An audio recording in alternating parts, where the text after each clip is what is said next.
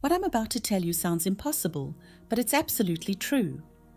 A billionaire from Lagos walked away from his empire, became a village farmer, fell in love with a homeless street dancer, and then pretended to go completely insane to test if she would still love him. For 3 months, he acted like a madman, talking to trees, eating with his hands from the ground, walking around the village half naked, muttering nonsense. Everyone thought he had lost his mind.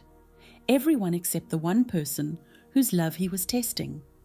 And what she did when she thought the man she loved had gone mad will restore your faith in authentic love and prove that sometimes the greatest test of someone's heart is when you have absolutely nothing left to offer them. If you've ever wondered what real love looks like when everything else is stripped away, hit subscribe now, because this story from a Nigerian village will change everything you believe about testing someone's heart. Let me take you into the world of Adebayo Adelakun. At 34, he was one of Lagos's youngest tech billionaires. His company, AfroConnect, had revolutionized mobile banking across West Africa. His penthouse overlooked Victoria Island's skyline. His garage held cars worth more than most people's houses. But here's what the business magazines didn't write about. Adebayo was drowning in fake love. Every woman who claimed to adore him was really in love with his bank account. They laughed at his jokes when champagne was flowing. They called him baby when jewelry was being purchased. They disappeared when business trips lasted too long or when stress made him less entertaining. His last relationship had ended when he discovered his girlfriend of 8 months had been secretly dating 2 other billionaires simultaneously. "I was just keeping my options open," she explained, as if love was a stock portfolio. That night, sitting alone in his empty penthouse, Adebayo made a decision that would change everything. "I want to find someone who would love me if I had nothing, if I was nobody, if I was broken." But how do you test authentic love when your wealth precedes you everywhere? Adebayo's best friend Kunle thought he had lost his mind when he explained the plan. "You want to disguise yourself as a poor farmer and go to some random village? Bro, you've been watching too many Nollywood movies." But Adebayo was serious. He had identified a small village called Alafia, located on the border between Ogun and Oyo states, where Igbo and Yoruba cultures blended beautifully. Far enough from Lagos that nobody would recognize him. Small enough that strangers were noticed but welcomed. "Phase 1, he explained to Kunle. "I become a poor farmer. See if anyone can love simple, humble Adebayo." "And phase 2? Adebayo's eyes grew dark. "Phase 2 is the real test. I pretend to go mad, completely insane, because if someone will take care of you when they think your mind is gone, that's when you know their love is real." Kunle stared at his friend. "That's either genius or actually crazy." "Maybe both," Adebayo smiled. "But I need to know." The change was dramatic. Gone were the designer suits, the gold watches, the perfectly groomed appearance. Adebayo rubbed palm oil and dust into his skin to give it a weathered look. He let his beard grow wild and unkempt. He practiced walking with the slightly bent posture of someone who worked the land for survival. His hands, once soft from boardroom meetings, he deliberately roughened with farming tools until they were calloused and scarred. He studied Yoruba and Igbo farming techniques, local dialects, traditional customs. He learned to speak like someone whose education had ended in primary school, someone whose world was limited to the village boundaries. Most importantly, he created his backstory. Bayo, a poor farmer whose parents had died, who had travelled from a distant village, seeking work and a fresh start. When Adebayo Adelakun, tech billionaire, walked into that village, he had completely disappeared. In his place stood Bayo, a humble, hard-working farmer with nothing to offer but calloused hands and a gentle heart. Alafia village had a heartbeat, and it was the evening market. Every day, as the sun began to set, traders would pack up their goods, children would chase each other through the dust, and the elders would gather under the big baobab tree to settle disputes and share stories. And in the center of it all, she would dance. Kemi, not on a stage or in a club, but right there in the dirt, surrounded by market stalls and curious villagers. She was maybe 25, with skin the color of honey and movements that seemed to flow like water. But here's what made Kemi different. She was homeless. She slept wherever people would let her, sometimes on the veranda of the market women who took pity on her, sometimes under the community shelter when it rained. She had no family, no permanent home, no possessions except the old wrapper she used as both dress and blanket. Yet every evening she danced, for coins that people threw into a bowl, for the joy of moving to rhythms that seemed to come from somewhere deeper than music, for the simple pleasure of making others smile after long days of work. The first time Bayo saw her dance, he forgot he was supposed to be acting poor. She moved like she was having a conversation with the wind, like her body was telling stories her mouth couldn't speak, like dancing was how she prayed. And when she finished, breathless and glowing, she looked directly at him and smiled, not because she recognized wealth or status or potential, just because he was there, watching, appreciating something beautiful. That smile hit him like lightning. For 2 months, Bayo courted Kemi the way a poor farmer would court a homeless dancer. He brought her mangoes from trees he had permission to climb. He offered to carry her water bucket from the well. He helped her set up her small mat each evening, making sure she had the best spot for dancing, where the light was good and the ground was level. Slowly, carefully, they began to talk. Kemi told him about her childhood, how her parents died in a car accident when she was 16, how relatives had taken everything and left her with nothing, how she had walked from village to village until she found Alafia and decided to stay. "Dancing is all I have left of happiness," she said one evening as they shared roasted corn. "When I dance, I remember what it felt like to be loved." Bayo told her his backstory, the poor farmer whose parents had died, who was trying to build a life from nothing. But as the weeks passed, his lies became harder to maintain because his feelings became more real. He was falling in love, not with her beauty, though she was beautiful, not with her dancing, though it was mesmerizing. He was falling in love with her spirit. She shared her small portions of food with children who had even less. She comforted women whose husbands drank too much palm wine. She taught young girls how to move with confidence and pride. Kemi had nothing, but she gave everything she had. And when she looked at Bayo, the poor farmer, she saw someone worth loving. "Bayo, you are different from other men," she told him one evening as they walked back from the stream. "How?" "You listen like my words matter. You work hard, but you're never angry. You look at me like I'm not just a homeless girl." Adebayo's heart twisted. She was right. He was different from other men in the village, because he wasn't who he claimed to be. But her love felt real, pure, uncomplicated. She never asked him for money he didn't have, never compared him to wealthier men, never made him feel inadequate for his simple life. When his farming work was good, she celebrated with him.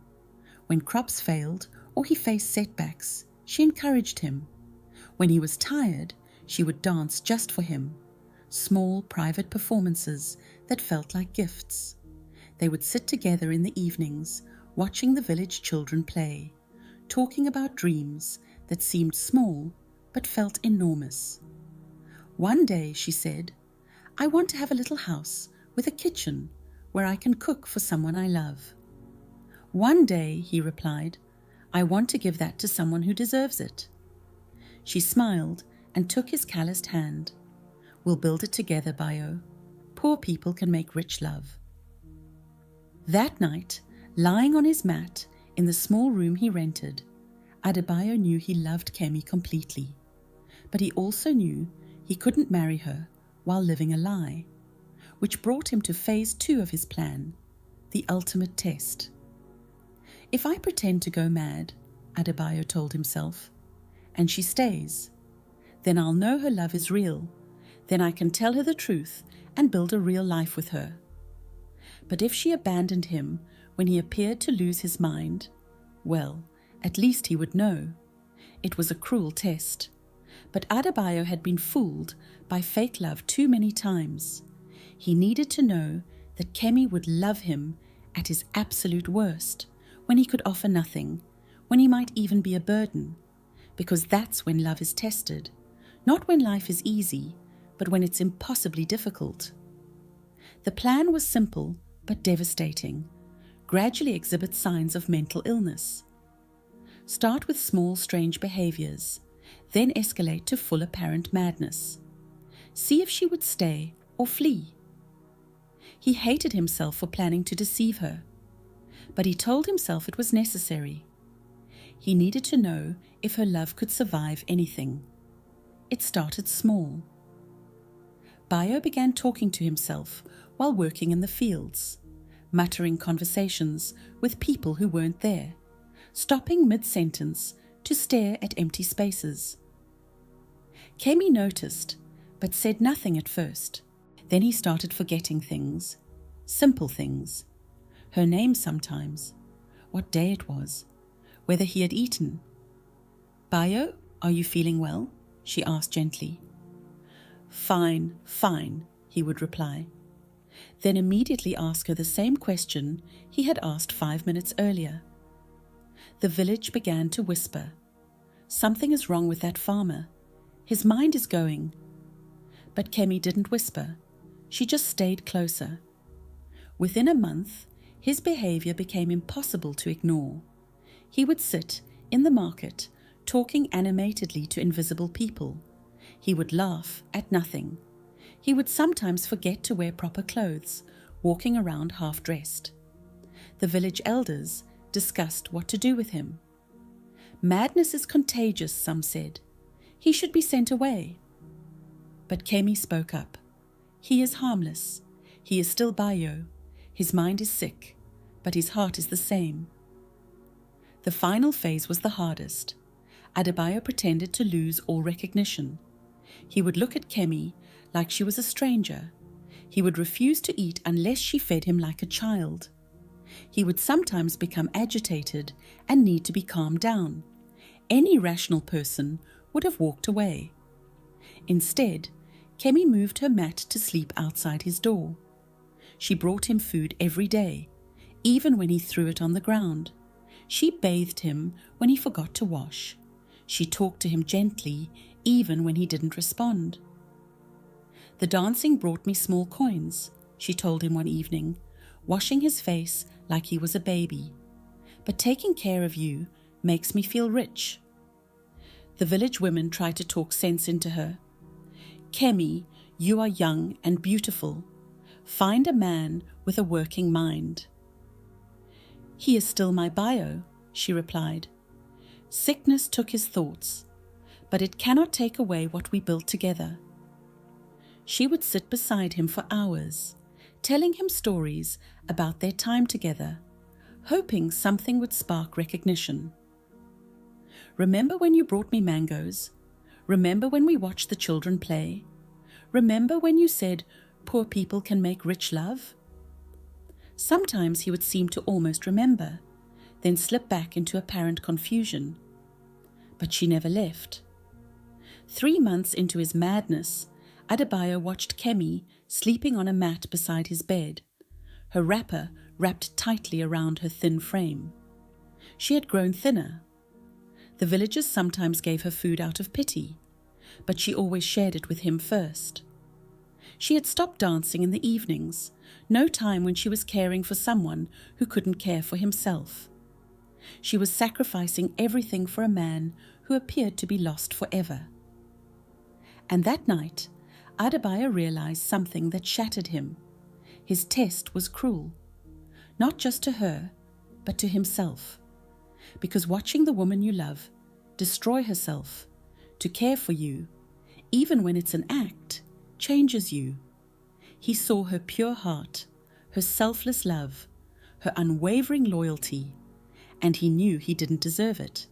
Not because he was poor or mad, but because he had been lying to her from the very beginning. The next morning, Adebayo woke up normal. Kemi was preparing his breakfast, watery pap and a small piece of bread she had begged from the baker. "Kemi," he said clearly. She looked up, startled. For 3 months, he hadn't said her name with recognition. "Kemi, my mind is clear." She dropped the bowl and crawled to him, tears streaming down her face. "Bayo, you remember me?" "I remember everything," he said, taking her hands, "including what I need to tell you." And then, sitting in that small room in a village where he had pretended to be someone else, Adebayo Adelakun told the truth, all of it, about the tech company, the billions, the fake love in Lagos, the disguise, the farming, and yes, the pretended madness. Kemi listened in silence, her face cycling through confusion, hurt, and something that might have been betrayal. When he finished, the silence stretched like a bridge. Neither of them knew how to cross. "So you lied to me," she said finally. "Yes. You tested me like I was an animal you wanted to train." "Yes. You watched me sacrifice everything, my health, my dancing, my dignity, for a man who was acting." Adebayo's throat closed. "Yes." She stood up, walked to the small window, and looked out at the village where she had chosen to care for him when everyone else said to abandon him. "Kemi, I know you must hate me, but I want you to know what I saw these past months. It changed me. Your love is the most real thing I've ever experienced. I was testing you, but you were teaching me what love actually looks like." She turned back to him, and her eyes held something he couldn't read. "Adebayo, that is your real name?" "Yes." "Adebayo, you think you were testing my love?" "Yes, Yul." She smiled then, but it wasn't a happy smile. It was the smile of someone who had learned something important. "No, you were testing yourself. You were asking, am I worthy of being loved? And the answer is, you are worthy as Bayo, the poor farmer. You are worthy as Adebayo, the rich businessman. But you will only be worthy as the man who chooses truth." "What happens now?" Adebayo asked. Kemi sat back down, but farther away than before. "Now you choose who you want to be. The rich man who has everything but trusts nothing, or the person who learned that love cannot be tested, only given." "I want to be the man who deserves your love." "Then you need to understand something," she said quietly. "I didn't love you because you were poor. I didn't love you because you were sick. I loved you because when you looked at me, I felt seen. When you listened to me, I felt heard. When you were with me, I felt valuable." She paused, wiping tears that were falling faster now. "But testing love destroys it, because love requires trust, and you taught me I cannot trust you." Adebayo felt his heart break in a way that no boardroom defeat or business failure had ever broken it. "So what do we do?" Kemi stood up again, smoothing down her wrapper. We start over. Not Bayo and Kemi, not rich man and poor woman. Adebayo and Kemi, two people who want to know if they can build something real together. And if I fail the test of honesty? She looked at him with eyes that had seen him at his worst, both real and pretended, and had chosen to stay anyway. Then you will have failed yourself, not me, because I already know who you are. The question is, do you? 6 months later, Adebayo and Kemi were married, not in Lagos, surrounded by business associates and society figures, in Alaafia village, under the baobab tree where she used to dance. Adebayo had moved his primary residence to a modest house in the village. He ran his tech company remotely, visiting Lagos only when absolutely necessary. He used his wealth to bring electricity, clean water, and a medical clinic to Alaafia. But more importantly, he built Kemi the kitchen she had dreamed of, and a small stage where she could dance whenever the spirit moved her. Their love story became legend in the village. The rich man who pretended to be poor, then pretended to be mad, only to discover that love cannot be faked or tested, only lived. In their wedding speech, Adebayo said something that the village elders still quote. I thought I was testing her love, but really I was testing whether I was brave enough to be loved for who I really am. The answer is, love makes you brave, but only when you stop trying to control it. And Kemi added, he taught me that love is not about staying with someone no matter what they do to you. Love is about choosing someone who chooses truth, even when truth is difficult. Today, whenever young couples in the village face challenges, the elders tell them the story of Adebayo and Kemi. Not as a romantic tale, but as a reminder. Authentic love cannot be tested or proven or forced. It can only be given freely, received gratefully, and protected honestly. Because when you try to test love, you discover that the person being tested is you. If this story made you think about the difference between testing love and trusting love, share it with someone who needs to understand that real love can't be forced or proven, only chosen every single day. Hit that notification bell, because stories like this, about the courage to be vulnerable, the wisdom to choose truth, and the power of authentic connection, are what remind us what real love looks like. And tell me in the comments, do you think Adebayo was wrong to test Kemi's love? Or do you understand why someone who had been hurt by fake love would need to know if real love existed? Because somewhere in your life, you're choosing between controlling love or trusting it. The question is, which choice will set your heart free?